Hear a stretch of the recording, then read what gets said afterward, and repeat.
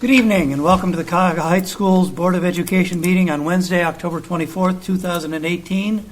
It is 7 p.m. and we are in the Bonneray Media Center. The treasurer, please call the roll. Mr. Dobbins. Here. Mrs. Etter. Here. Mr. Naaman. Here. Mrs. Schukert. Here. Mr. Suchaki. Here. 5 present, none absent. Please rise for the Pledge of Allegiance.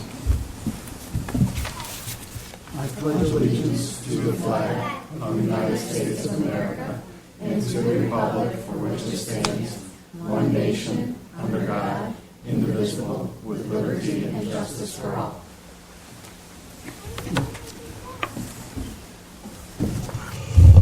On behalf of the board, I would like to welcome all students, staff, parents, and interested community members to tonight's Board of Education meeting. The board values and encourages public comment on education issues. Anyone having an interest in the actions of the board may participate during the public comments portion of the meeting. Please identify yourself on the sign-in sheet if you wish to do that. A copy of the on-a-bridge board agenda is on the table for your review. We do ask that you silence your cell phones during the meeting. At this point, I'll entertain a motion for the approval of the agenda. So moved. We'll give it to Mr. Dobbins, and Mrs. Etter, you'll take second. If that's all Okay. right. Yep. Any discussion? You've got an addendum in front of you that will go into treasurer's business, section 5B, 1, 2, and 3 there on the financial transactions. That's the pink piece of paper, and I have a second addendum that will go under my section, superintendent section C7. It'll be an add-on. It's a motion to approve an emergency boiler repair with air temp mechanical not to exceed $7,500. At 2:30 today, the air handler broke on one of our heating units, so I apologize for not having it typed out for you, but we don't want to have to call a day off tomorrow because we don't have heat. No, absolutely not. I thought for sure I'd get some groans in the audience about that. The teachers especially. What needs to be repaired? The air handler on one of our boilers. Okay. What's the amount? Not to exceed $7,500. I've got a quote for $7,480 right now. Okay, thank you. Okay, are there any other additions or changes to the agenda? Hearing none, treasurer, please call the roll. Mr. Dobbins. Aye. Mrs. Etter. Aye. Mr. Naaman. Aye. Mrs. Schukert. Aye. Mr. Suchaki. Aye, motion passes 5-0. Section 4, executive session. I hereby move that the board adjourn to executive session pursuant to ORC section 121.22G3 for the purpose of discussing pending or imminent court action with the board's attorney. Can I have a second, please? Second. Second by Mrs. Schukert. Any discussion? Hearing none, treasurer, please call the roll. Mr. Suchaki. Aye. Mrs. Schukert. Aye. Mr. Dobbins. Aye. Mrs. Etter. Aye. Mr. Naaman. Aye. Motion passes 5-0. We will make this as quick as possible, folks. Hopefully not much more than 10 or 15 minutes, okay? We'll be right back. It is 7:27, and we are reconvening from executive session. Will the treasurer please call the roll? Mr. Dobbins. Here. Mrs. Etter. Here. Mr. Naaman. Here. Mrs. Schukert. Here. Mr. Suchaki. Here, 5 present, none absent. We'll move into presentations. I will turn the meeting over to Mr. Evans. We're going to start, and I'm going to bring Reno forward. Reno Conopelli may look familiar to some of you. District resident, former board member, now a member of OSBA's staff, the House School Boards Association. And Reno had a hand in a big hand in making sure that our young lady that was young lady was recognized. So I'm going to turn it over to Reno to talk a little bit about the award that we're going to present. So. Well, first of all, for the record, Al, she's the babysitter. She would say I was the good one, right? Yes, yes. Maybe that's why she got the Youngest and didn't walk the walk. Well, thank you very much. I'm Leo Conopelli. I'm actually a resident of Brooklyn Heights. I work for the Ohio School Board Association. The Ohio School Board Association proudly represents every public school in Columbus, which Cuyahoga Heights is a member. And let me thank them. I cannot thank them enough for what they do, the time they give, and so on and so on here. But every year at our fall banquet, we like to give out awards to those individuals in the school district that make a difference. And this year, we had a Volunteer of the Year award. Now, before we ruin the surprise, before we tell you who it is, I have known Alice all my life. She's volunteered here probably since the 80s, maybe earlier than that, because I know your homeroom mom, and help out the elementary school. And I can say that when I was a board member and I was a coach here, that Alice took over the Boosters Club, because at that time, we really didn't have a Boosters Club. We had no way of raising money for extra stuff for the sports. There was Alice. And then when the Alumni Association was in trouble, there was Alice helping out the Alumni Association. And you see Alice at every game, middle school, high school, rain, snow, 90 degrees, 20 below zero. There's Alice. And as far as we're concerned, the Ohio School Board Association, we know that schools cannot be successful without you and parents and people like Alice who volunteer. And Alice, on behalf of the Ohio School Board Association, she won our 2018 Volunteer of the Year Award. So congratulations. Are you going to read?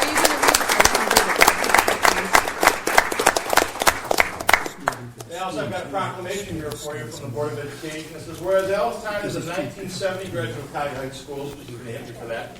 And whereas, despite not having a child currently attending Cuyahoga Heights Schools, Alice continues to really give her time and resources to our district. And whereas Alice has volunteered with both CHS Athletic Boosters and CHS Alumni Association for more than 3 decades, Alice started volunteering with the Athletic Boosters in 1985, has been running the district's indoor and outdoor concession stand for every sport, including football, soccer, volleyball, basketball, and track. And whereas Alice has been an active member of the CHS Alumni Association, including volunteering for activities, serving on the board, collecting and organizing memorabilia for the archive room, producing the newsletter, and helping with the numerous fundraising ventures, including working at the concession stand with the Cleveland Indians baseball games to raise money for our high school. And whereas Alice Tyne's efforts with the Alumni Association and Athletic Boosters, our high school have been able to give sizable scholarships every year to our graduating seniors. Whereas her long history of work on behalf of CHS District has made a positive impact on our students and its schools. Therefore, be it resolved, the Cuyahoga Heights Board of Education wholeheartedly congratulates Alice for receiving the Volunteer of the Year Award by the Ohio School Boards Association and recognizes the outstanding volunteerism of Alice Tyne. Yes, I did. Congratulations, Alice. Congratulations.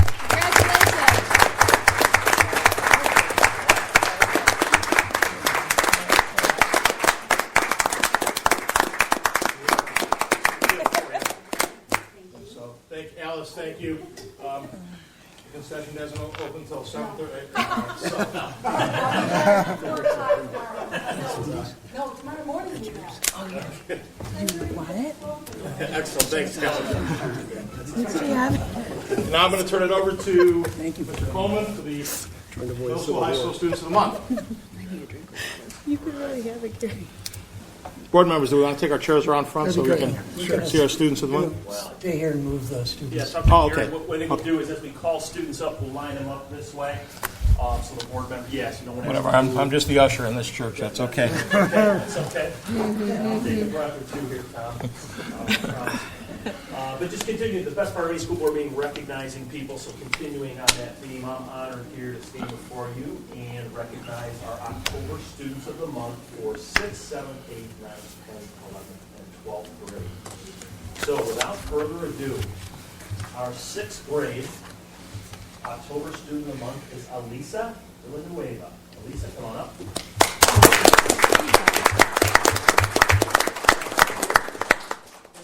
Now we face everybody while I talk about you and embarrass you for a little bit. Okay? I'll be quick. Alisa comes to us from Brooklyn Heights. Her parents are Melissa and Donald. She has no siblings. I said, be careful what you wish for with the siblings, right? Talk about that. Yeah.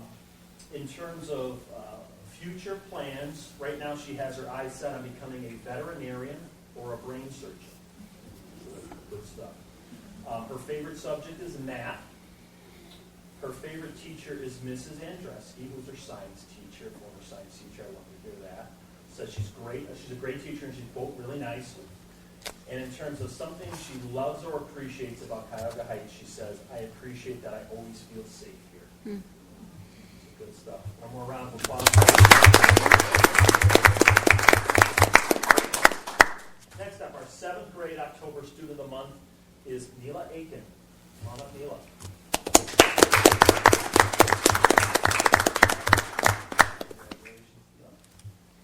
And I always try to make sure I prompt or ask the kiddos clarify proper pronunciation of names. I don't want to mispronounce names.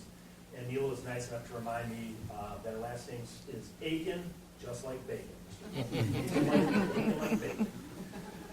All right, so Aiken like bacon. She comes to us from Valley View. Parents are Daniel and Melissa. She has one older sister, Esther Mayhew, who did not attend Cuyahoga Heights. In terms of future plans, she wants to be a professional photographer one day. In terms of her favorite subject, again, another vote for science. Great job there. Mrs. Russell, her science teacher, is her favorite teacher, she says. And she says Mrs. Russell's her favorite because she's so, quote, down to earth. Right? And in terms of, again, a thought about our community, she says, I appreciate the fact that everyone is so close and everyone gets to know each other so well here. So again, congratulations, October student.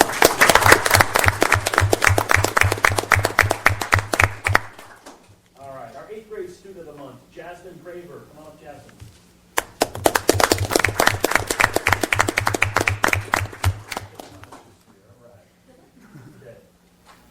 All right, Jasmine is coming to us from Brooklyn Heights. Parents are Laurel and Jarrett.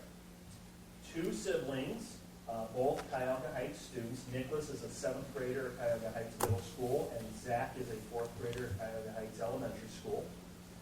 Jasmine enjoys chemistry. Again, former chemistry teacher. I love the STEM vibe here tonight. Great work. She enjoys chemistry and forensics and wants to work as a chemist one day. Her favorite subject is science. Her favorite teacher is Mrs. DeVito. Not only is she my science teacher, she's a great basketball coach as well, she says. And in terms of, again, a thought about our community, she says, we are really tight. Everybody knows each other really well, and we get along really well. Most of the time. All right, good stuff.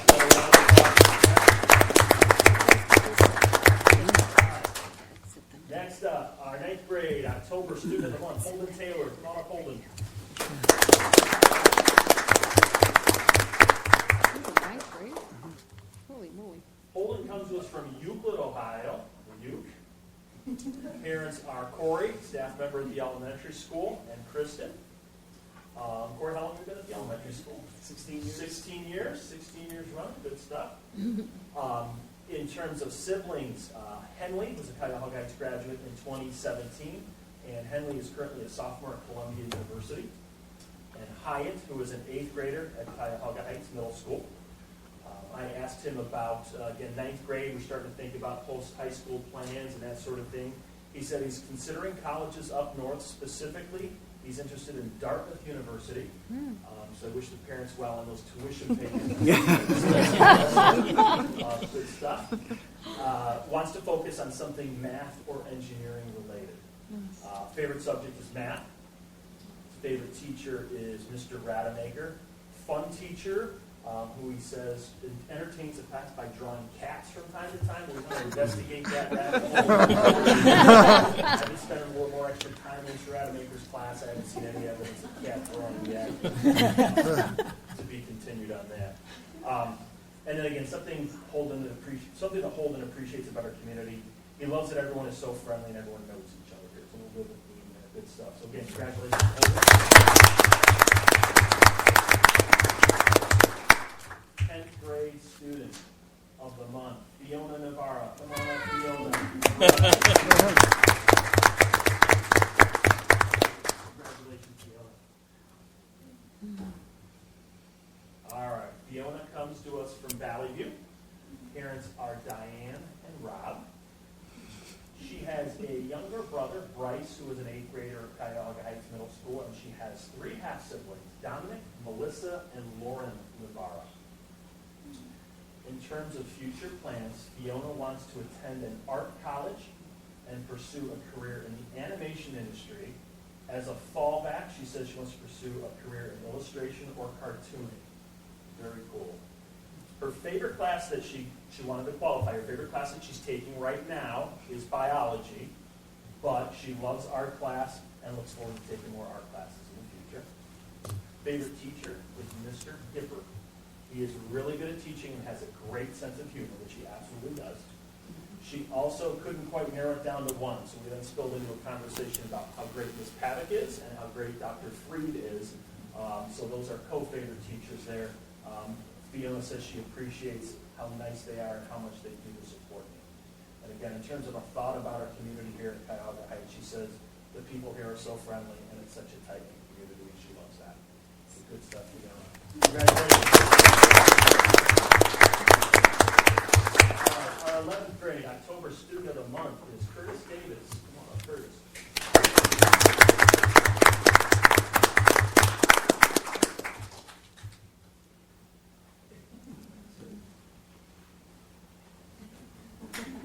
See, Caroline's a site, okay? Okay. Curtis comes to us from Garfield Heights, tuition-paying family. He's been with us since 7th grade. Parents are Lenine and Anson. He has 2 older siblings, 1 sister and 1 brother. They did not attend Cuyahoga Heights. They're not quite as lucky as you, Curtis? In terms of thoughts and plans around high school, he says, God willing, I want to play basketball in college, and I would like to focus on automotive engineering as an area of study. Good stuff. Do you have a favorite subject? My favorite class is environmental science, he says.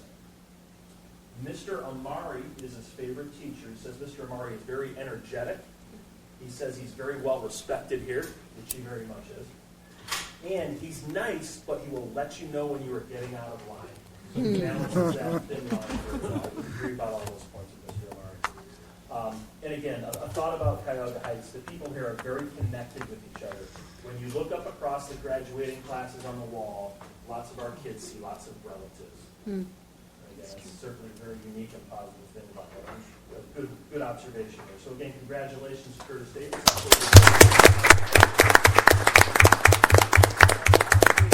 12th grade student of the month is Emily Zork. Is Emily here? Don't know if Emily's playing. Couldn't connect with Emily in advance. I don't know if she's coming. Okay, so I will make sure I embarrass Emily thoroughly enough in class tomorrow if we're not coming tonight. But just some quick pieces about Emily. 12th grader, she comes to us from Brooklyn Heights. Her parents are Craig and Ruth Zork. She has a brother, Michael, who's a 9th grader. She wants to get a job, preferably stocking shelves down the road. After high school here, she wants to move on and attend CBCC in a transition program, and her favorite subject is English. So again, I'll make sure I'm here at Assembly tomorrow class. But again, one last round of applause for her.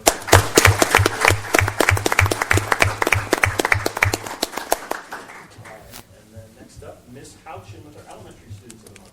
All right. Could I ask you guys to scoot down a little bit? Maybe they should just Sit. go ahead and sit. They can just come through here. I'll just come Why don't through. they come through here and then they can sit? How's that? Well, because then we'll get their picture. We'll just, Okay. Okay. They can stand. We only have 2 more. All right. They're All right, young. we're going to make you stand. It's good to see a lot of you. I've been so lucky. I've been here long enough to have them. So it's good. All right, I have 2 4th graders who are our students of the month this month. And we have first Alex Williams. Come on up, Alex.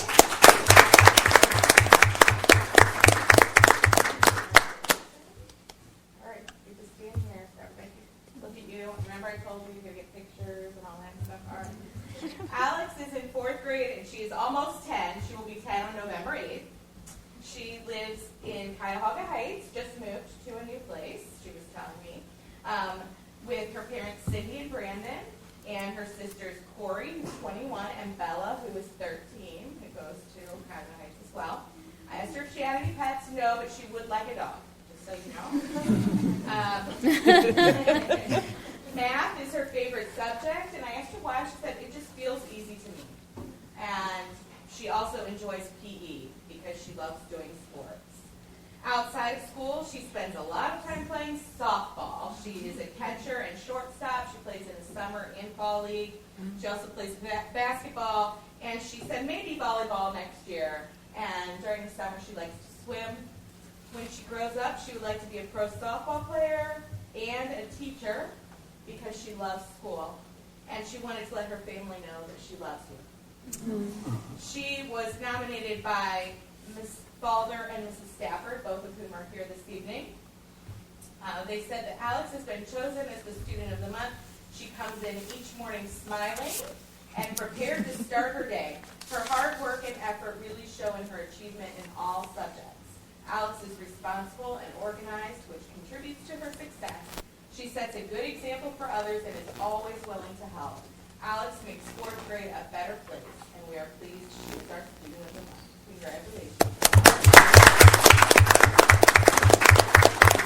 Still smiling. Absolutely. And our next student of the month is Tyler Rayban.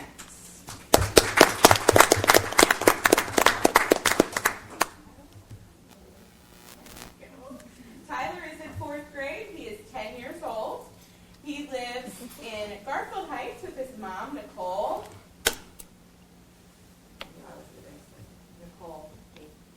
Nicole Gabor. His sister Madison, who's in first grade, who's there very proud and smiling.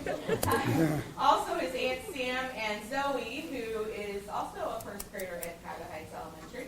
And their two dogs, Noah and Aspen. He likes math the best because it is easy to learn, and I just like it. And he also said that he likes PE because he enjoys physical activity. You need that, right? Physical activity during the day. Outside of school, he likes to play basketball and video games and watch TV.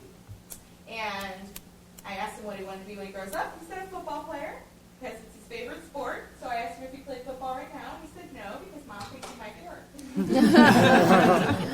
So he's going to have to work on that. And to his family, he wanted to say thank you for all of the things that you've given. Tyler has been chosen as the Student of the Month by Ms. Balder and Ms. Stafford. They said he arrives at school every day with a positive attitude and is ready to work hard. He puts forth a strong effort in all classes and always strives to do his best. He is kind and polite to both his peers and teachers. He is a good role model for others and is a leader in each class. We are delighted to have Tyler as the Student of the Month. Congratulations, Tyler.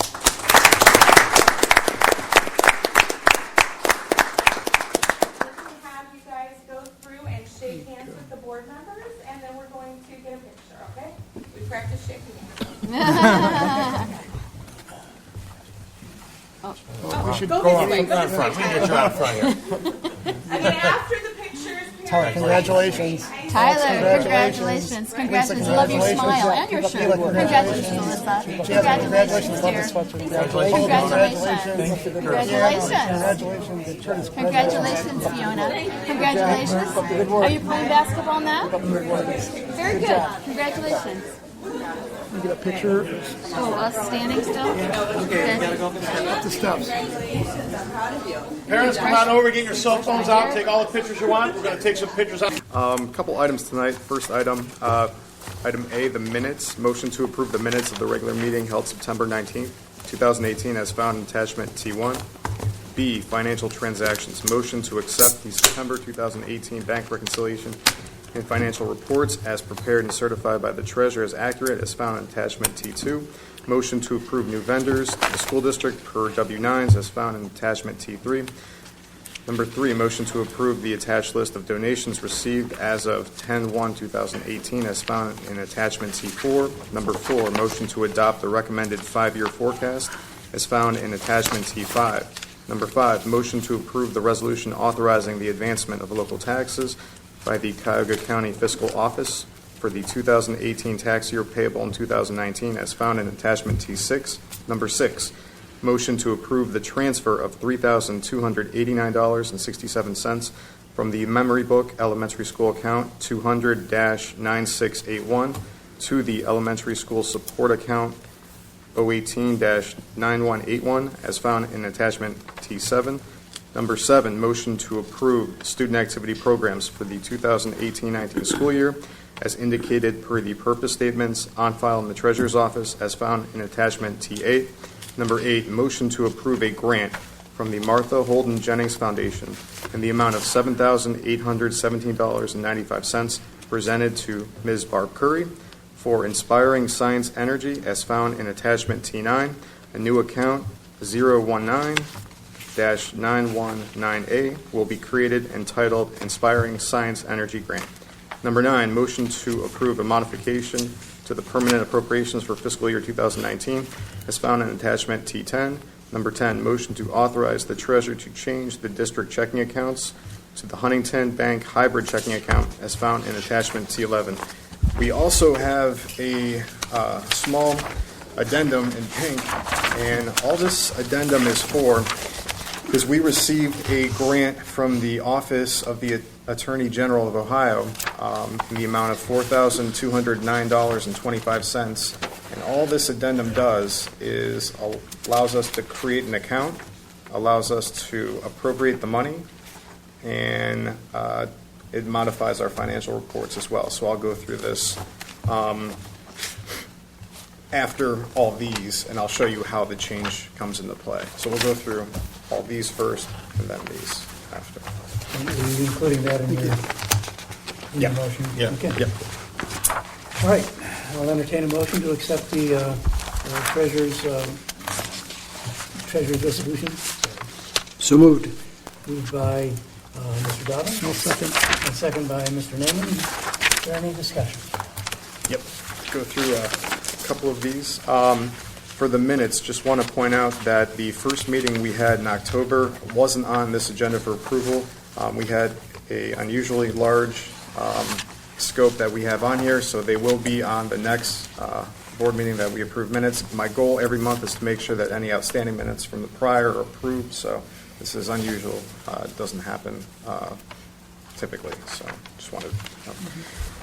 For the financial transactions, number one, our bank reconciliation, we have 4 Huntington accounts, our general payroll, online sales, and student fees. And when we talk about number 10, the hybrid checking account, it's going to involve our Huntington accounts that we have, these 4. Now, we hold a certain portion of our cash. This is all of our district cash. We hold a certain portion in Huntington for day-to-day operations that we have. We have other cash that sits in Star, Ohio, an investment account. And then we have more that sits as well in Red Tree, which is another investment account that we have. When we get into item 10, we're going to look to see what that hybrid checking account does, but I just wanted to point out which ones it will involve, which will be our Huntington general payroll, online sales, and student fees that we have. We have the total of our bank reconciliation at the bottom for our FinSum, $18,431,883.73. We have our attachments behind. We have our FinSum. For our long reports, first one, T2C, our budget versus actual. For column N, just wanted to point out, we are approving a modification tonight for our appropriations. And for column N, if we look, we have 2 highlighted items, A and B. A is going to be an increase of $7,818, which is the amount of Ms. Curry's grant that we have. So we're bumping up our appropriations to spend the total amount of the grant, as well as our certification of revenues by that amount. So we're accounting for the revenue coming in for the grant. We're accounting for the expenses going out for her grant. The second item that we have is an increase of 2 items. We have a small amount, $715, for the cheerleading fundraiser account, for them to spend that $715 that they raised, as well as $50,540 for the high school music trip to Nashville that was board approved. So those are reflected from Amendment 1 to Amendment 2, so from column M to column N, just 2 tonight that we have. Our total at the bottom of column Q, which is our ending cash, matches to our bank reconciliation, the $18,431,884 for our total FinSum. And the very top of Q, that column, is our general fund ending cash of $14,649,790. And we'll see that in more detail as well. Starting next month and going forward, we're going to start jumping into the other funds too to kind of explore those, kind of similar to what we've done with the general fund to get a more broad approach to all of the inner dealings of the district. The next page we have, T2D, is our lead sheet for the month of September. And just to point out here, we have the yellow highlight, which is the amount that we've appropriated in the general fund. It's our $15,785,219. That has not changed, and that's on our previous page that we looked at. That was appropriated, the $15,785,219 in the general fund. One thing that was added to this sheet is column Q, which is going to be the October 2018 5-year forecast amounts that we have. And we can see that those amounts mirror our totals in column N that we have. So everything for the 5-year forecast that we have to adopt tonight reflected here is split out amongst all these reports that we have behind this lead sheet. So everything in the 5-year forecast, separated revenues and expenses, broken down by month that we have here, and is further broken out by a line item that we have in detail.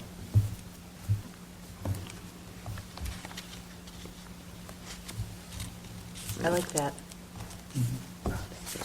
Any questions? Or I'll move on to the next. So this is one way in which you're tying our 5-year forecast, which is a forecasted tool, to and comparing it to actual revenues and expenditures. Correct. Okay, thank you. Correct. So we can see how the 5-year forecast is to be used as a tool, connects with our financial reports that we look at, and how the operations of the school district month to month occur within those line items that we The have. very last item, it just is off by $1. Is that like a There's rounding up, rounding. There's rounding rounding. down, Yeah, rounding there's up, rounding rounding everywhere. down? When we put decimal points in this spreadsheet in Excel, getting it to round, there may be $1 or $2 off because of that. So that's why we have the Fine. small. That's what I figured, dollars. but Yeah. you know me, I have to ask a question. Right. All right, so if we go to our next page that we have, would be our tax revenues, T2E. Just wanted to point out that I added a couple white outlines in the black in the middle. So we have our blue section, which is general property. We have our pink section, which is the tangible personal property, and the green section, which is the property tax allocation. If you look to the right of those in the middle, we can see for January, for class 1 and 2 real property, number 1, there's a white outline around that box. What that indicates is when the revenue is expected to come in. So all of those white outlines that you see for all of the further months for the items that we have would be when we're expecting to see the revenue coming in. So it just gives us anticipation going forward of when we're going to be receiving those. So that's anticipated to be like 4.9 million then, in accordance to the estimate then that you're Correct. providing? Okay. Right. Okay. We're looking good for what we've estimated in the orange. There's a slight concern that I have that we should be around 45% for the blue. The general property real estate taxes, we're a little under. We're about 44% right now. So that's just to keep an eye on. We know that less comes in, about 45% in the first half of the year, 55% to make up the 100%. So it's trending a little lower than what I thought. So it's just an area of concern. But we're keeping an eye on it. So everything in the other two, the pink and the green, are on target. So we can see the amounts for September that came in for the homestead exemption non-business credit, so 7, 8, 9, and the owner-occupied credit are 50 or 51%, which is half of what we anticipated that we're receiving. So our estimates are right on target for those as well. Any questions? Okay, move on to the next. The next sheet would be our state aid that we receive. There's nothing out of the ordinary here, so I'll kind of move past that unless there are any questions. For all other operating revenue and all other financing sources, everything is consistent, so nothing in that sheet. On the green sheet, which is our personnel services, T2H, we're coming in to where we thought our percentages would be, so our estimates are right on target to what we thought. Just want to point out line 20, which is other employees, object code 179. That amount for September was $400. As we move on, nothing out of the ordinary on our employee retirement insurance benefits, our blue T2I. Everything's consistent with what we have there. Our purchase services are pink. Next couple sheets, T2J. Everything's consistent with what we had budgeted. Mr. Evans was talking about an emergency that we have coming up for a repair. We do plan for those. We are conservative.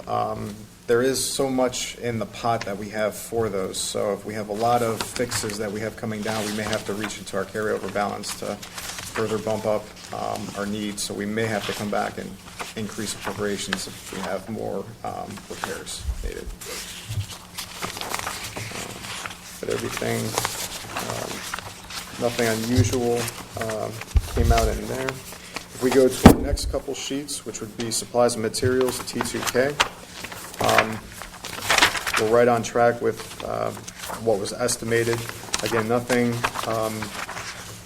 is showing up out of the ordinary for any of the expenses that we have. Move on to the next, capital outlay as well. No real changes. Again, we're itemizing every instance in which we would use our capital outlay to make it easier for us to account for instead of just piling everything into one line item. So it further helps us go back and remember perhaps what we were using those on. The next, other objects, T2M, nothing significant in this line that we had. Everything is within our estimates. And the last would be our transfer outs. We do have on the horizon, what we want to do with our HB 264 debt payments, whether we want to, incur that from the 3 fund or from the general fund. We may want to really solidify that by December. So maybe talk about it in more detail in November, and then come back in December and try to finalize, which direction we want to go, whether we want to pay it from the general fund or from the 3 fund that we have. And there's only so much money that we have in the 3 funds, so but we have time. We don't have to do that at this meeting, so we have it on the horizon to discuss it for November, and perhaps in December we make a decision which way we would want to pay off that HB 264 debt. Can you let us know what the balance is between now and then? Thank Absolutely, yeah. And we haven't done any transfers to date for any of the accounts, so that's on the horizon for us to discuss more. Perhaps we can do that in November. Moving to our next attachment, T3, our W-9s. Those are all listed, and we have there as well. T4 would be our donations. T5 would be our 5-year forecast. And I just wanted to point out as I jump into the 5-year forecast, we had discussed the 5-year forecast and notes in detail at the Finance Committee that we had, as well as the BEST Committee that we had. And we also discussed the 5-year forecast at a previous board work session, which was 2 weeks ago. There are no significant changes from that draft, just more conclusions. The title page needed to be further completed, some grammatical verbiage that we had, but no substantial changes to any of the numbers. Everything is still the same. Just wanted to recap the overall health district. In fiscal year 2016, our ending balance was $7.2 million. In fiscal 17, it was $9.5 million. In fiscal 18, it was $12.1. Fiscal 19, we're forecasting 12.2. Fiscal 20, we're forecasting 10.9. Fiscal 21, we're forecasting 8.9. Fiscal 22, we're forecasting $6 million. And fiscal 23, we're forecasting 2.3. So all of our bottom line numbers are in the black and the positive. We are deficit spending beginning in fiscal year 19 by approximately $35,000, and that does increase. However, this does not account for retiring teachers that we would have, which would be significant savings to us. We know that there is the break-even point that we have where our expenses will exceed our revenues, which means deficit spending. We've looked at a couple other districts' 5-year forecasts just to get a sense of perspective on different finances. We know that deficit spending leads eventually to either reducing your expenses or a new levy. So, we know for us, the loss of TPP is significant for our revenue that we have. So, I would say we're extremely healthy at this point, and we, as long as we are diligent in monitoring the budget month to month, that'll give us a sense of the future and what direction we take. Questions? Take them here. Okay. Item T6. This is a before I wanted to go, I just wanted to point out that the expenses that we had for payroll if we go to that page in here, which would be around page 39, 40, and 41, if we look at page 41 in our notes, I have in bold that the estimated salaries for fiscal years 2021 through 2023 only accounts for step increases, and in the case of the chat members' educational incentives, negotiations between both unions and the Board of Education will determine any future increases to be forecasted. So just wanted to point out that Chase had a 0% on the base and no step move for the 2016-17 year. So this only goes back to 2018, so I wanted to give perspective for a year prior as well.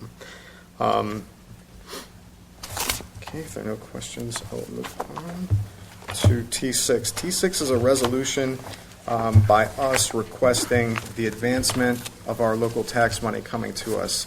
So Cuyahoga County collects our local taxes, and they have two options. One, they can pay us in one lump sum when they have everything, or we can do a resolution requesting advances coming to us. So they can pay us in January, in February, and March.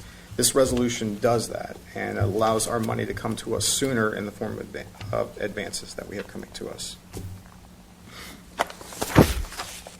T7 is a request for a transfer. I had Ms. Ouchin, who I don't think she's here anymore, request the transfer.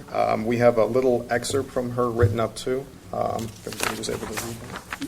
Mr. Mitchell, on T6, when you talked about this interaction between ourselves and the county, I presume if they advance the money that there's not an interest component to that? There isn't, no. We just get the money advanced and grow, yep. Thank you.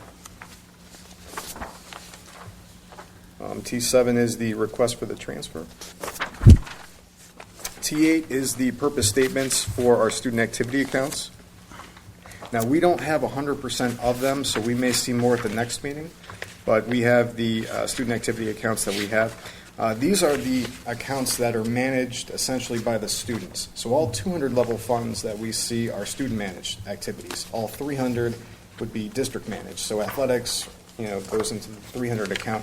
These 200 account funds would be our class of 2022, 21, 20, and 19, the high school yearbook, chess club, National Junior Honor Society, and we'll see more coming in the next month as well. But for the class of 2022 that we can see, we have the officers, which would be the students. We have the advisor. We have the purpose and intent of the activity. And we have their anticipated budget, which would be what they're looking to accomplish by raising funds. They have their carryover balance, if they had any from the previous year, and then anticipated expenses that they have. They sign off on it, and the students use this to budget for themselves, for their classes. So if they're the senior class, they're raising funds for prom that they would have. So this essentially guides them on their budgetary process that they have. And the advisor makes sure that they're properly going about it as well. Is this a new process? No. Okay. No. Thanks. So this is like their plan for the year. Yeah. About revenue. It protects us in some instances for clubs just not doing fundraisers for the sake of fundraisers. We want to know on that level if student council is going to raise $1,000, what are they going to spend the money on? We just don't want them raising money for the sake of raising money. The discussion I have every year with the after prom committee and some of the other things is that while we want the prom to be great, there's one pot in the three villages, and then if you take out 10,000 more than you need, that's maybe 10,000 that music boosters or somebody else could have used for a trip or something. So please, we want you to do everything the way that you want to do it, but at some point in time, if you've raised enough money to cover what you need to do, then we don't need to. We're not in the money-making business. Mm-hmm. That's not the purpose of the clubs. Mm-hmm. The student council is like stuff for Teacher Appreciation Week, where they give some gifts out and stuff. And it's just a general idea of how you would operate any other like men's service club or any other club that might have a budget. try to stick to it, so. Does any of the carryover then just go to the Alumni Association? then? No, the carryover stays with that club. With that class? With the class? Okay, yeah, the classes. With the classes, and something we need to work on the classes. At some point in time, once all theirs is cleared, all their bills are cleared, and sometimes that's a year in arrears, so, to make sure that everything's covered. At one time, the board did pass a resolution to move that money to the Alumni Association. That's something that we'll revisit later in the year and have a Okay. discussion with the No board problem. about. Makes sense. Because some of the classes have very big funds, and we're limited in what we, I think actually Anthony's class had like $10,000. I see it every time. We see it in there. It's 6,000 So, something. It started at like 10, Yeah. but so if they have a class reunion, Yeah. we have to have their class officers sign off, and if the class advisor, if they're still here, we involve them in the process too. But if they're using it for a class reunion, there's certain do's and don'ts that we can let them use it for and can't let them use it for. Okay, makes sense. Yeah.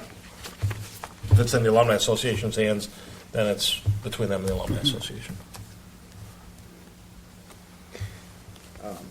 Item T9 would be the detail behind the grant presentation that we saw today. Item T10 would be our modification to our appropriations, and we had two items on this one, which would be the $7,800 amount for the grant that we had, plus the $50,000 for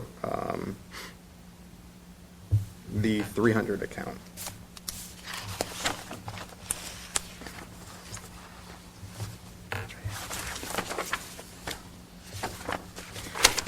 Flip to page T11. This is the hybrid checking account that we had for the approval to go with. So all this would do essentially is we have money sitting in our Huntington account for general day-to-day operations that we have. And by going with this program, we actually had Huntington Bank come in and discuss with us. It's at no cost to us. And what this does is it takes the money that we have sitting there in our operating account, and we can now obtain interest. A small amount of interest, but now we obtain interest. So no cost to us, no change in anything as far as our checking account numbers go. But rather... Were they charging us fees before, too? Yes. They have been. Since the... Are they still charging us fees? Yes. Yeah, the fees have been... I can see how far back, but I want to say probably since the inception of us having the accounts with Huntington, or First Merit if we had it prior, when they got bought out by Huntington Bank. So, I don't know. Like me personally, I don't like to have a checking account that has fees, or a savings account that has fees. They're holding on to my money. Why would they be charging me as well? There are a lot of transactions that happen with our checking account that we have. So we're cutting a lot of checks month to month. Yeah. We have a lot of ACHs coming in for deposited money from ODE, from the county that we have. We have a lot of deposits going on for fundraisers, field trips, various sources of revenue, the football games that we have coming in.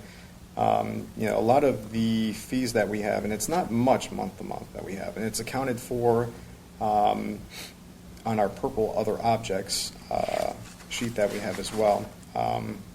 We can actually go back to see, but I won't point it out at this point. But it's not substantial, but what this allows us to do by, and there's no agreement, we just let them know that we want to go with the hybrid checking option that we have.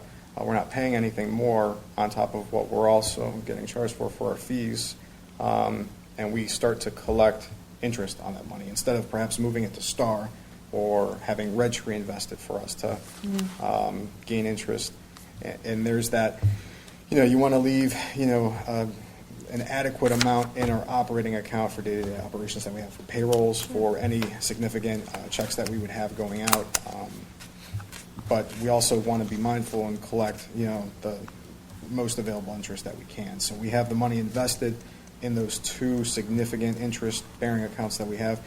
We have money sitting in our general operating account. All this would do is, okay, now we're allowed to gain interest on that as well. So, Do you think the interest will offset the fees?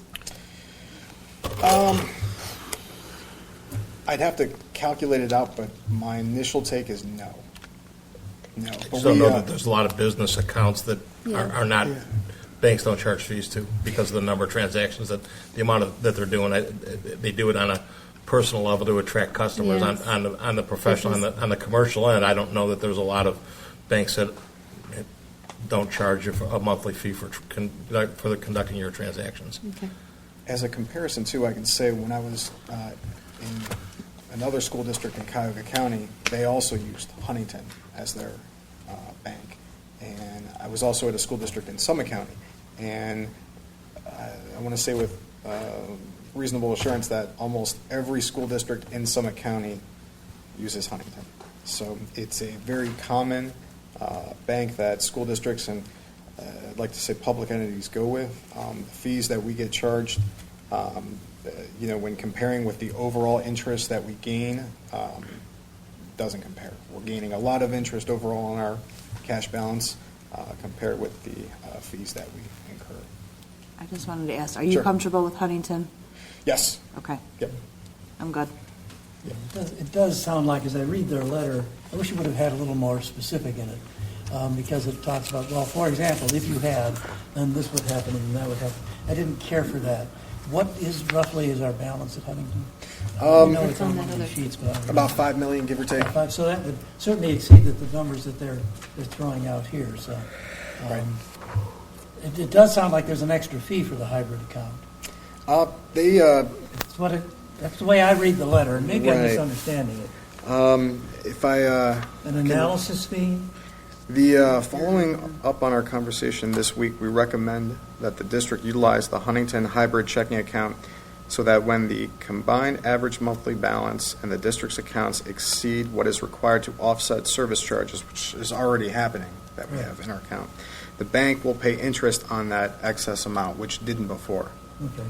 So we were already keeping a sufficient balance to essentially kind of offset, try to a lot of those fees that we had on our account, which is kind of a trade-off between receiving interest for it and not. All they're doing now is saying, okay, you weren't receiving any interest before on that small excess amount that you have. Now you can. So it's essentially more money in our pocket for doing that. Okay. So it's an incentive that Huntington is providing to its clients just to keep them happy. Maybe we'll find that 35,000 deficit spending. Right. If I had to guess, Avoid the deficit spending. right. If I had to guesstimate, I'm thinking it's going to be in the ballpark of about $100 to $200 per month. That we'll be seeing. So it's It's better than Money we nothing. don't Right. have, as long as it's not costing us, Right. as long as there's not a Yeah. risk of expense coming Oh, yeah. because we don't meet the minimums. That's what I was concerned. right. As long as I it's wouldn't. not adding expense. Absolutely. I wouldn't recommend if there wasn't a further expense that we'd have on top. But since there wasn't, from my understanding, it's just money coming back to us for being a customer of Huntington Bank. that I'd there's felt no- better if they used real numbers rather than, Yeah. I just didn't care for the letter itself. Gotcha. After that, we had the addendum, and I just wanted to go into that a little bit. The addendum, again, would be only for the transactions that we have for the Attorney General's grant. So the three items that we have on here, the first would be a motion to approve the grant from the Office of Ohio Attorney General Mike DeWine in the amount of $4,209.25 for school safety initiatives is found in attachment T12. A new account, 499-919A, will be created entitled School Safety Initiatives Grant. Number two, motion to approve a modification to the permanent appropriations for fiscal year 2019 as found in amended attachment T10, and a motion to approve the amended financial report T2C.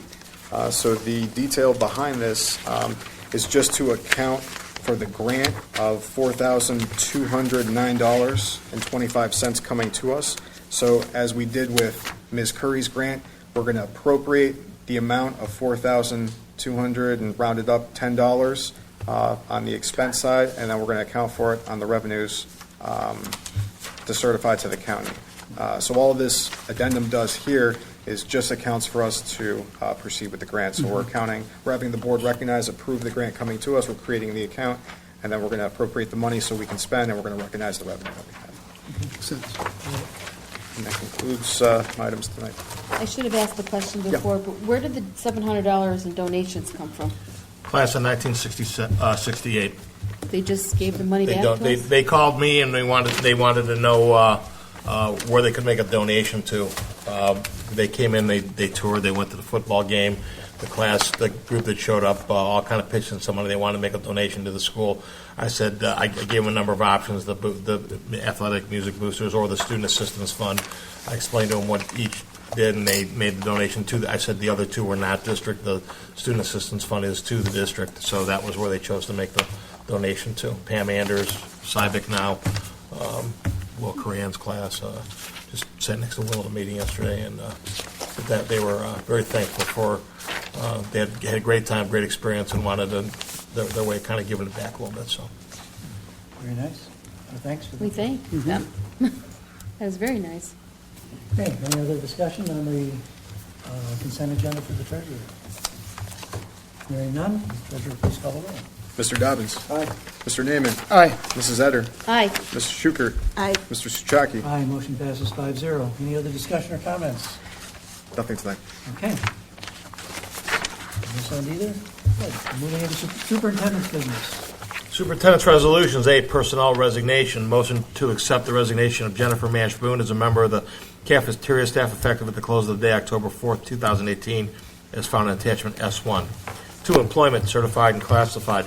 A motion to approve employment of Carolyn McCullough, long-term substitute elementary teacher during the 18-19 school year per the adopted substitute teacher pay rate schedule effective October 22, 2018, contingent upon successful completion of BCI FBI background records check and proper certification.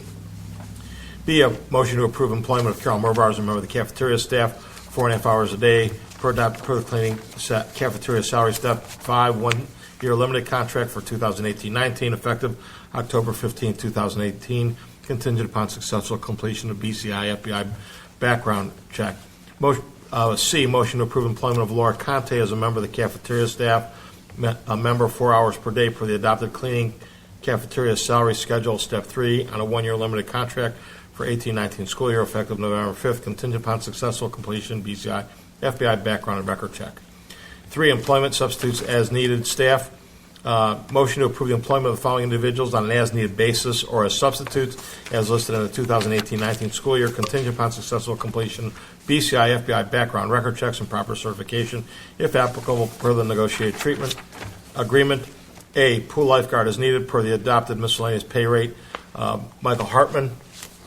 B, substitute teacher list as updated by the Educational Service Center of Northeast Ohio per the adopted miscellaneous pay rate schedule as found in attachment S2. And C, substitute van driver as needed 2018-19 per the adopted pay rate schedule, Samantha Porter. Employment of supplemental contracts and volunteers.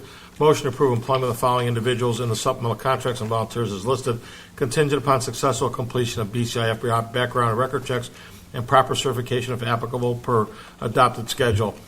Head softball coach Kyle Manfredonia, assistant softball coach Brandon Williams, assistant softball coach Rebecca Molnar. Head boys and girls track coach John Schaefer, assistant track coaches Bill Atwell, Doug Amari, Chad Robinson, Jory Huffman, and Joe Kokab. Assistant wrestling coach 1/3 Nicholas Terafay. Assistant wrestling coach changed to 1/3 Sean Decca. Assistant wrestling coach changed to 1/3 Al Pinner. Elementary school enrichment activities coordinator Kristen Dillman. Co-high school play directors John Sokol 1/2, David Michaels 1/2. Co-middle school student council advisors Michelle Studier 1/2, Breed McDonald 1/2. Co-Dazzle progress book coordinator Dave Wallace 1/2. Resident educator mentors Year 4 Elaine Collins. Gary Miller has 2 mentees, Deb Petrunia, Beth Pavick, and Megan Neville. B, transportation. Motion to approve list of non-public transportation requests as revised for the 18-19, declaring transportation of those non-public schools as impractical, therefore authorizing payment in lieu of transportation as stipulated by the Ohio Department of Education as found in attachment S3. 2, motion to approve for the Board of Education to approve the participation in the 2018-19 Cooperative School Bus Purchasing Program and to authorize Ohio Schools Council to advertise, receive bids on behalf of Cuyahoga High Schools for the purchase of a 171-passenger transit-style Type D school bus chassis and body. C, agreements, contracts, memberships, and purchase orders. 1, motion to approve the agreement with the Cuyahoga County Board of Developmental Disabilities for technical support team services from January 1 through December 31, 2019, at no cost to the district or student as found in attachment S4. 2, motion to approve service agreements with the Educational Service Center of Northeast Ohio County as needed for educational services for 18-19 school year at the hourly cost as stipulated in the following agreements and related purchase order: audiology and hearing impaired services, attachment S5A, visual impairment services, attachment S5B. 3, motion to approve a change in agreement with PSI Affiliates for the medical assistant for a special needs student who resides in the Cuyahoga Heights School District and attends an educational program outside of the school district for 18-19 school year, an additional cost of $36,360 per purchase order previously approved as found in attachment 6. 4, motion to approve contract with LLA Therapy for speech language therapy services for 2018-19 school year at a cost not to exceed $7,000 effective September 19, 2018, and related purchase order as found in attachment 7. 5, motion to approve the submission of a waiver to the Ohio Department of Education Office of Exceptional Children from the requirements of 3301-51-09I and 3301-51-09K of the operating standards for Ohio educational agencies serving children with disabilities to exceed age range per instruction period. 6, motion to approve the attached list of purchase orders over $5,000 as found in attachment 8. And 7, motion to approve emergency boiler repair with Air Temp Mechanical not to exceed $7,500. Entertain a motion, please. So moved. Moved by Mr. Sugar, Second. second by Mr. Naaman. Is there any discussion? The 5, the waiver with the ODE, we've got a 60-month span in our resource room that the students can't be more than 60 months apart in age. Because we only operate one resource room in the elementary, one in the middle school, high school, we're requesting a waiver, which we're fairly certain that will be granted because they have 2 students that exceed that age gap in the room. So we have to get permission to do that from the state. Okay. I'd like to also, an item, hold on, paper everywhere. Item 3, no, just kidding. Item 4. I was going to say 4. I'd like to just take off a name, table a name, Mr. Brandon Williams, assistant softball coach. And the only reason why is just to gather more information from, just in general. So, and I'll be honest, I got home from out of town late Monday and didn't have a whole lot of time to do my homework prior to this meeting. So I feel like I can't put a good, honest vote out there until I do some things. Okay. Fair enough. So we can table that until a future meeting? Just pull it off right now. Yep. Okay. Anything else? Hearing none, will the treasurer please call the roll on the amended consent agenda? Mrs. Schukert. Aye. Mr. Naaman. Aye. Mr. Dobbins. Aye. Mrs. Etter. Aye. Mr. Souchaki. Aye, motion passes 5-0. Any superintendent comments, further discussion? A couple things. Yesterday, Mr. Souchaki, Mr. Muccio, and I attended the report on the Cup-Patterson School funding formula. Very interesting with what they've come up with at this point in time, although we walk away knowing that in no way, shape, or form can what this group committee is putting in front right now, the state will not have the ability to fund this at full. So one of the discussions after you guys left with the Alliance was that they hope that at some point in time that formula that they're working on gets approved, and then the legislature decides we're going to fund it at a percentage this year to try to work toward. It looked like it made a lot of sense for us. There were certainly some things that looked like they would help us. I think the number that really kind of jumped out for me during the conversation, again, this was during the Alliance meeting afterwards, is that we're getting funded at about $600 per student. The parochial schools are getting funded at $1,600, not $1,200 per student. So just $1,000 more per student in our building is $850,000 more to our district at $1,000 per head if we just received what the parochial schools, the same amount that parochial schools receive for students in their. So that's an eye opener. Mayor's meeting today with the 3 mayors, a very good meeting. Talked about Business Advisory Council, talked about community service projects in the villages, a number of items there. So a lot of very good meeting with the mayors. The safety grant you heard about, I will tell you that all the formation of that's going to go to purchase one set of items, and that's some security for our doors during lockdowns. We know that we've got some areas that we really need to beef up security. So essentially what Dave Wallace did is we got a quote from a company, and however many items that amount buys us is what we're going to buy. And then we're going to see how those work for us, and I think that's going to be a good fit for us. We'll probably stretch them throughout the entire district then at some point in time. But we know that we need them in the elementary area because of the openness of the pod area and some lockdown issues in that area. So that's going to be our first area for concern. At first, you said you were concerned if that was going to fit under the grant. It does. It absolutely does. Okay. That came through in two different. That came through actually. Dave got an email to something to that effect, and then the company that we got several emails from the one from the Attorney General that said, because it originally read like it was just for SRO officers, right. And I told the mayors today they each one of them villages had at least one of their police officers come to me and say, "Hey, I want to be your SRO." I said that because when they advertised the bill, they made it sound like every school in the state was going to be able to fund an SRO. Well, I knew that was fantasy land. That was not going to happen. We got $4,200. That doesn't even remotely come close. And I think Bedford told me they got $18,000. That's still not close to funding an SRO. But it's money that we can all use for safety. And no district in the state of Ohio will have any problem justifying the expenditure of the funds for safety measures in their building. Everybody is looking for money. So that's a non-issue. My thanks to Mr. Muccio. We've been working on the RFP for an architect to develop the overall plan for the renovation of the many items in the district, the heating included. So Matt's really done most of the work on that. We sat down and we think we're a couple weeks away from sending that out for proposals. And then when we get some proposals in, we'll present them to the board. We'll bring some firms in. We'll interview them at a work session and decide where the board wants to go. This doesn't commit us to anything. This just says we're going to seek some proposals. The board may say we don't like any of them. We don't want to go that direction after it's all said and done. But I think this is a real solid start for us in developing a long-range plan for the upkeep and repairs that need to take place in the building. A lot of activities going on. Certainly the girls playing the district soccer championships tomorrow over at Independence against Kirtland, who was at last check was the number one ranked team in the state of Ohio. But our girls have played magnificently. I went over to Wycliffe the other night. They played a great game over at Wycliffe and won over there. Individual, Darren Tillett is a regional qualifier in boys cross country.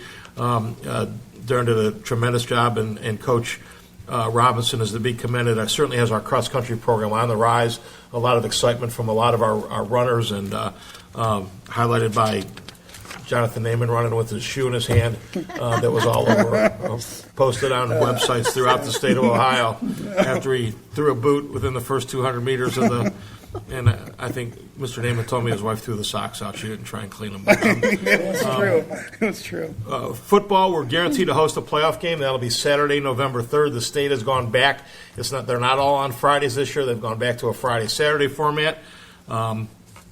So that we will host one on November 3rd. After that first round game, should we win, we go to neutral sites. One thing that I want to make the board aware of is that the turf replacement starts on November 5th. And we met with Coach Martin before we went through the whole turf bidding process. It was impossible to anticipate how good the team was or how far we would go, but we have alternate arrangements for the football team not being able to use our turf. Independence, we've reached out to them, and we'll be able to practice some at Independence. The Dome down in Valley View gave us a really good price on getting some indoor practices in. Coach Martin wants to make it a combination, so depending on however long the run is, we've got a couple options. Also, Brecksville had said to me, no problem, we can come down there and practice at their place. So we've got some alternatives for that. We can't put it off till spring. We're saving somewhere right on the surface at least $21,000 that they took off the price by allowing them to put it in this fall. And not included in that is that if we go past January 1, all those prices get rebid for the replacement. So we would be subject to whatever the rebidding process was on that because we didn't have the installation done this year. So that the fact that we're getting it done in November is probably going to save us somewhere in the $30,000 to $35,000 range. Coach, I want to thank Coach Martin for working with us on that because that's a big chore for him. So thank you. Okay. Any other questions or discussion regarding the superintendent's report? All right. Moving on to board business, board resolutions. A, professional development. Motion to approve request to attend professional conferences as listed. Tom Evans for the CVCC State of the Region meeting in Independence on 11/7, $25. CHS administrators for OSBA on 11/11 and 12. And the Northeast Region Cup Patterson funding meeting, which Mr. Evans has just mentioned. We'll fill in the names later during comments. Part B, policy adoption. Motion to approve the policies and regulations as introduced at board meeting held October 10th of 2018. Policy 1541, termination and resignation administration, attachment B1. Policy 2111, parent and family engagement, B2. Policy 2261, Title I services, B3. Policy 2261.01, parent and family member participation in Title I, B4. Policy 2261.03, district and school report card, B5. Policy 2700, school report card rescinding, B6. Policy 3140, termination and resignation, professional staff, B7. 4140, termination and resignation, classified staff, B8. Policy 5610, removal, suspension, expulsions, and permanent exclusion of students, attachment B9. Policy 4510.02, in-school discipline, B10. 5610.03, emergency removal of students, B11. Policy 5611, due process rights, B12. Policy 8141, mandatory reporting of misconduct by licensed employees, B13. Policy 7540.04, staff technology, acceptable use and safety, B14. 2018-19 revised gifted identification and service plan, attachment B15. Have a motion, please? So moved. Moved by Mr. Schukert. Second. Second by Mr. Naaman. Discussion. Starting with the Cuyahoga Valley Chamber of Commerce, I would like to add my name to that list for 11/7. I'd like to also go if that's possible. Yes. Anyone else? Okay, the Cup Patterson funding meeting, we already mentioned that, Mr. Muccio, Mr. Evans, and myself. And there was no charge for that meeting. And then, did you want to list administrators? It's going to be Mr. Coleman, Dr. Claris, Mrs. Houchin, and Mr. Burek. Two are going to come down on Monday, two are going to come down on Tuesday to make sure that we still have people here manning the fort. Okay. And we kind of took a look at the schedules. It's free for them, so it'll be mileage. And, Parking. yep. Okay. Any other additions, corrections, comments, discussion on these items? Hearing none, will the treasurer please call the roll on the amended consent agenda? Mrs. Schukert. Aye. Mr. Naaman. Aye. Mr. Dobbins. Aye. Mrs. Etter. Hi. Mr. Souchaki. Aye, motion passes 5-0. Board discussions. I've got a couple of things that struck me. We just talked about OSBA. For those of us who are staying down for the 2 nights, we ought to try to carpool. We're not going to try to figure it out at this meeting, but maybe we ought to just talk to each other on the side and say, hey, you know, 2 or 3 of us can go together. And it's the mileage cost and the parking, which is $25, $30 a day. Oh, God. And that's pretty expensive, that hotel parking, so. Maybe we can try to carpool. And administrators can be part of that too, if we do. Again, outside the meeting, I don't think we want to try to figure it out here. Oh, I can do it. And then tomorrow night at CVCC, 5 o'clock, we're going to start out in the dental lab. If you know where the main door is, all you need to do is get in the main door, and a student ambassador will escort you to where you need to be. Okay, and then there's dinner after that, and then we have our board meeting at 6:30 after the dinner. I do not know what the seating arrangement will be at the meeting, or at the dinner. 3 years ago, we sat by district. 2 years ago, they mixed us up. As Mr. Dobbins reminded me, I had forgotten about that. So I can't tell you ahead of time. I don't know. Never asked the question. So, okay, those are my comments. Anybody else have some things for discussion? Or committee reports or anything else? Yeah, we had a finance meeting, as Mr. Muccio said. I believe it was the 17th. And Mr. Muccio just discussed the 5-year forecast at great length, and thought I did a great job. I wanted to comment when you gave your report. I'm impressed, spreadsheet after spreadsheet. So thank you. The detail's great. the information's great and just the education is great. So thank you. I will be attending the CVCC financial meeting at 4:15 tomorrow, but will not be going to the dinner. Oh. I've got parenting responsibilities that I just We will gotta miss you. attend to. So, Understand. We will miss you. but I'll be at the finance meeting, so I'll have a report for that at the next board meeting. And that, good luck to our competitors, our athletes that have some tough competition coming up, and hope to attend some of those. And that's all I've got. Okay, thank you. Mr. Dobbins, you have anything? As long as you're going to Yes, I attended the bus committee last week, and Mr. Muccio did an outstanding job doing a summary of the, at that time, draft five-year forecast. It, as always, is very enlightening for everyone in attendance. Mr. Evans and I attended a complimentary school seminar last week. That was very interesting for myself, being outside the education world. It was very interesting, very enlightening, the topics that were covered. So I appreciate having attended that. And finally, congratulations to Alice Tyner for decades of service to our district. We can't succeed without volunteers like her. Right. Thank you. Right. And teachers like Barb Curry, that presentation that we had earlier. Wonderful. Mrs. Etter. I also would like to publicly thank Alice Tyner for all her work here and her volunteer services, and I'm glad that we were able to get her recognized across the state as well.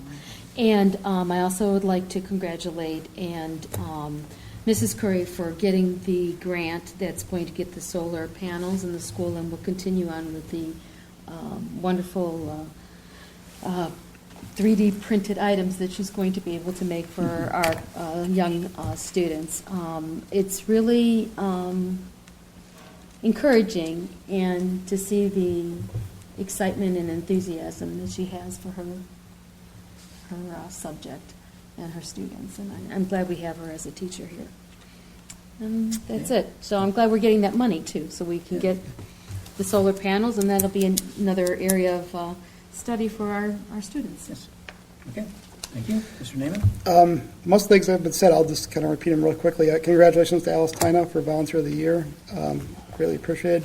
Attended the Finance Committee meeting, too. So, Mr. Muccio, thank you again for the detailed and comprehensive budget and plan, too. That was very much appreciated. I wanted to actually thank Mr. Evans, Dr. Claris, and Ms. Dragon. We got together last Friday to talk through the planning for the Student Achievement Fair, and it's pretty exciting. So we're looking forward to the students attending with us down in Columbus. Also on that, I think it's Monday. I think, right? Monday.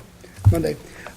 Good luck to all our teams. I attended the girls soccer match in Wycliffe the other night. Exciting times. Moving on. And so if you have a chance to attend, please do. Good luck to Darren Tillett, from cross country, participating in the regional cross country meets this weekend. And good luck to our football team against Independence and also moving into the playoffs. So, thank you. That's it. And I just thought of something. I'm going to be out of town from November 1st through the 6th. So you won't be able to find me at home for a few days. I mean, there are no meetings during that time. The CVCC thing is on the 7th. I am back in time for that. Just thought I'd mention that. And I have nothing else. So future agenda items. Anybody have anything we need to add to the future agenda? Okay, hearing none. Moving on to informational items. It should be noted the Board of Education members receive their agenda several days prior to the actual meeting and have had considerable opportunity to study, ask questions, and so on. Upcoming regular meetings, November 7th, November 28th, and December 12th, all at 7 o'clock here in the Monterey Media Center.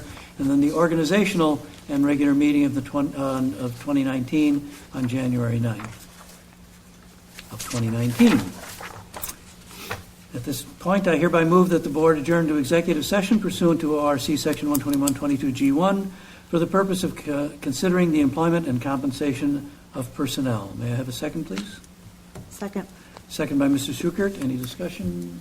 Hearing none. Treasurer, please call the roll. Mr. Suchaki. Aye. Mrs. Schukert. Aye. Mr. Dobbins. Aye. Mrs. Etter. Aye. Mr. Naaman. Aye. Motion passes 5-0. It is 9:04. We are adjourning into executive session. There will be no action after executive session. Okay. Mrs. Etter shaking her head at me. It is 9:32, and we are reconvening out of executive session. Will the treasurer please call the roll? Mr. Dobbins. Here. Mrs. Etter. Here. Mr. Neiman. Here. Mrs. Schukert. Here. Mr. Souchaki.